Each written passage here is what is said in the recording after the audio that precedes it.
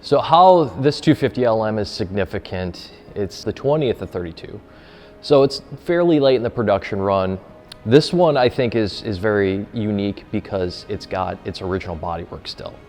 Something unique about that one is it wasn't run by the factory.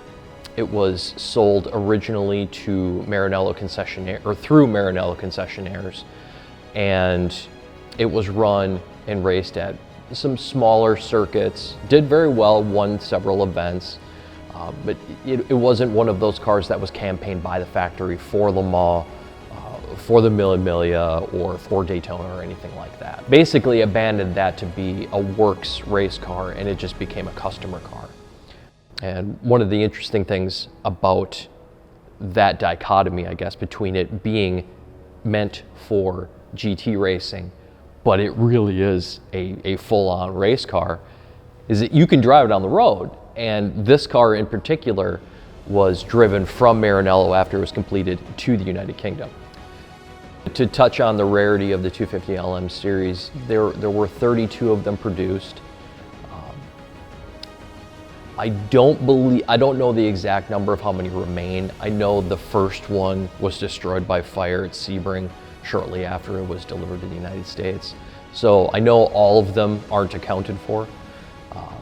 I know there is also history with another 250 LM that's involved with this one.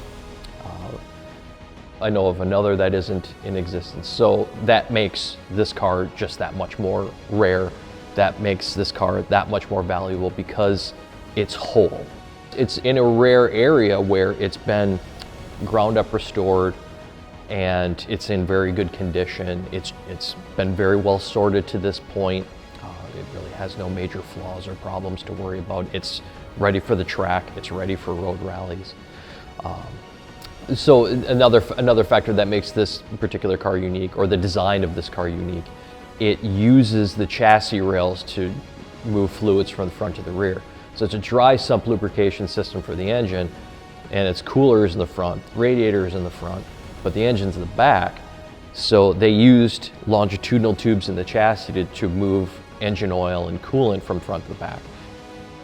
Just thinking about what that award means for a collector basically is adjudication above adjudication.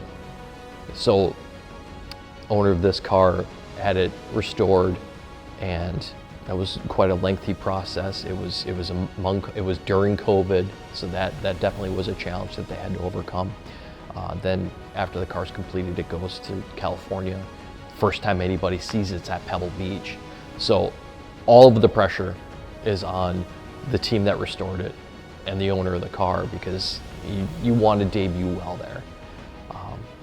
And then follow that up with a placement at Cavallino, and it wins Best of Show GT there, it won Best of Show competition at Cavallino Classic. So that's also quite a feather in the cap as far as pedigree post-racing career for any car. Then you get lumped into a pile with some of the most prestigious concours in the world, and some of the highest, well-prepared, esteemed cars in the world for that year, and come on top of that. So I would think that anyone that is even nominated for that award is going to have a pretty good feeling about the effort that they've put in, the capital that they've expended into that project. Whatever their plans are long term, am I going to keep this car for another 10 years and enjoy it with my family? Am I going to launch it at the next auction? Either way, it doesn't matter. That record's permanent now. That record's just as permanent as running at Le Mans or Daytona.